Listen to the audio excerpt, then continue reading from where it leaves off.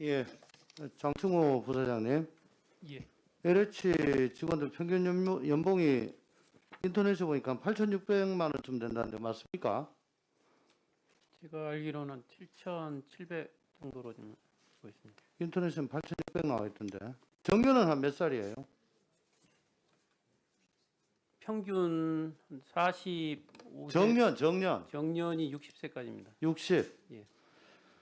이 정년 보장되고 한 8,000 되고 거기다가 뭐 가끔 뭐 평생 받는 월급 한 번에 내부 정보 이용해서 1억 천금할 수 있으니까 참 좋은 직장입니다. 혹자는 뭐 LH를 러브하우스라고 하는데 저는 로또 앤 허니라고 하고 싶습니다. LH. 평소에 꿀 빨다가 로또를 할 수 있다. 오늘 보고자료를 보면은 LH 투기 의혹에 대해서 원인 분석이 있었습니다. 국토부는 처벌 규율 미흡, 통제장치 미비가 원인이라고 합니다. LH는 임직원 부동산 거래 제한하는 규정 불비, 실시간 감사 시스템 미흡, 비위 직원에 대한 징계 양형 기준 미비, 일탈행위 및 직업 윤리 의식 결여, 한마디로 직원들의 직업 윤리 부족이나 개인적인 일탈 행위다. 이렇게 진단을 하고 있습니다. 이런 원인 분석에 대해서 저는 굉장히 안이하다. 그리고 위험하기 짝이 없다. 원인 분석이 이렇게밖에 안 되니까 해법도 잘못될 수밖에 없다. 라고 지적하지 않을 수 없습니다. 뭐가 잘못되는지 말씀드리겠습니다. 국토교통부에 보면은 실거래가 경계 시스템이 있습니다. 거기에 시흥 광명 지역의 토지 거래 자료를 검색을 할 수가 있습니다.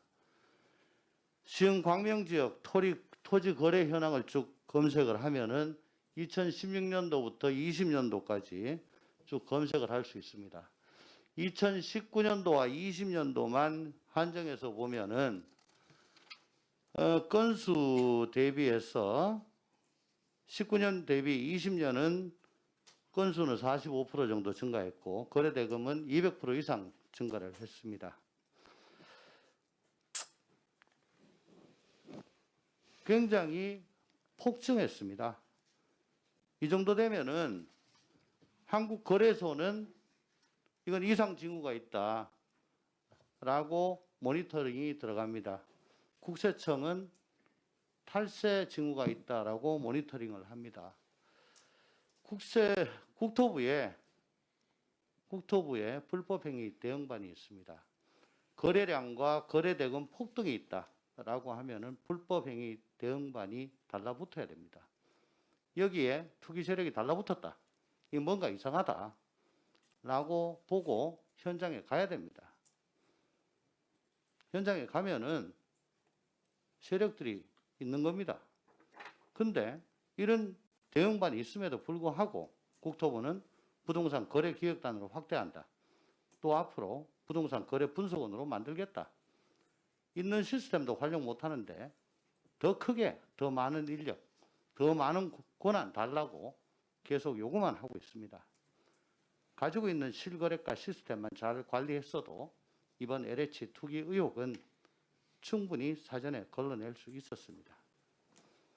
부동산 투기 세력은 이런 국토부의 실시간 거래 시스템을 활용해서 그들의 투기 기회를 잡는데 활용하고 있습니다. 그런데 국토부는 무능합니다. 한국거래소와 국세청의 모니터링을 하는 것을 벤치마킹 하시기 바랍니다. 이런 게 예방대책이고 재발방지 대책입니다. 부동산 투기는 모니터링을 통해서 사전에 걸러내야지 직원들 처벌 수위를 높인다고 해결할 수 있는 문제가 아닙니다. 부동산 투기를 미리 감지하고 이상 징후가 감지되면 즉각 해당 지역 부동산 거래를 조사하고 조사 과정에서 불법적 거래가 확인되면 수사 의뢰하고 의법 조치하는 방식으로 되어야 됩니다. 이러한 시스템 모니터링에 대한 장관님 답변 바랍니다. 간단하게 좀 말씀 주십시오. 네, 지금 그 부동산 거래가 과도하게 많거나 또 가격이 급등하거나 이런 지역에 대해서 지금까지 그 투기 과열지구나 투기지역 또는 조정구역으로 지정해서 그러니까 뭐 대출이라든지 청약이라든지 이런 것들을 많이 했었습니다. 근데 이 부분에서 특히 그게 주택 쪽에 많이 초점 맞추다 보니까 토지 쪽에는 좀 검토가 좀 약했고요. 그다음에 이 경우에 이제 투기가 있다고 잠정적으로 전제를 해서 이 부분에 대해서 대응을 하는데 부분에서는 좀 약했던 것 같습니다. 이번 사건을 계기로 실질적으로 이게 투기 행위를 근본적으로 없앨 수 있는 그 장치를 마련하도록 노력하겠습니다. 앞으로 모니터링 좀 잘 좀 해주십시오. 네네. 우리 의원님들 중에 저 동의 거부 혹은 뭐 미동의한 직원들에 대해서 많은 질문이 계셨습니다. 네네. 특히 동의를 적극적으로 거부한 사람들이 있습니다. 음주 측정 거부에 대해서는 즉각적으로 형사 입건이 됩니다. 여기에 대해서는 이거는 그대로 수사 의뢰를 하는 게 맞다고 저는 봅니다. 혹시 네네. 저 무기계약직, 저 공무직이라고 있죠? 예. 공무직에 대해서도 지금 했나요?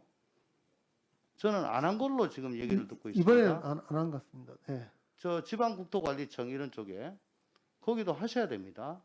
이번엔 지방청도 다 했습니다. 아니 공무직에 대해서 한번 알아보세요. 무기계약직. 예. 안 한 걸로 알고 있습니다. 또한 지자체 지방공사의 동의서 제출 요청은 2차로 하시는데 여기에 대해서는 그럼 본인만 하고 배우자나 직계존비서가 안 하시는 겁니까? 거기도 합니다. 아니 다만 거기서 여기 이제 저 해당 보고서, 업무 담당자만 한다. 보고서에는 지금 없어가지고 그래요. 아, 약간 표현이 좀 부정하게 돼 있는. 확실하게 것 같습니다. 해주십시오. 네네네. 배우자 직계존비서 이쪽에 사실은 굉장히 문제가 많은 걸로 저는 생각합니다. 예. 또한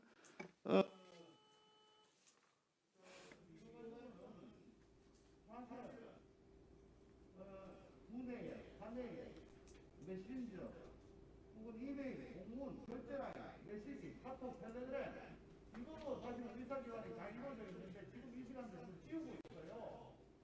제가 청와대에 근무할 때는 이 시간대 이 공무원들은 옛날에는 특별 권력관계라고 했고 지금은 공법상 근무관계인데 이거 독일에서 나가는 수 있습니다.